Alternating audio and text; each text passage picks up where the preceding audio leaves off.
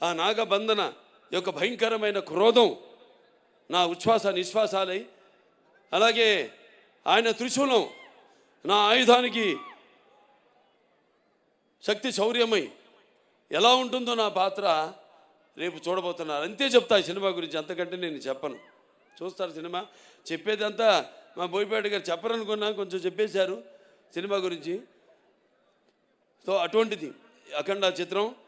మరి ఎంతోమంది, ముఖ్యంగా ఈ నా చిత్రానికి మా డైరెక్టర్ గారి గురించి ఇప్పుడు నా గురించి చెప్పరా, అలాగే నేను ఆయన గురించి చెప్పను. ఆయన నా గురించి చెప్పలేదని కాదు, కానీ మేము చెప్పుకోవడానికి ఏముంది, 3 ముక్కలు, ప్యాకెట్లో 3 ముక్కలు, 3 నిమిషాలు మాట్లాడుకుంటాం ఏదైనా సినిమా చేయాలనుకుంటే, అంతే. 4 నిమిషం ఉండదు, 3 నిమిషాలు మాట్లాడుకుంటాం. ఎస్ వీఆర్ గోయింగ్ హెడ్ అనుకుంటాం, వెళ్ళిపోతాం, ఇక దిగిపోతాం ఆ రంగంలోకి, ఆ మహాయజ్ఞంలోకి అంటా నేను.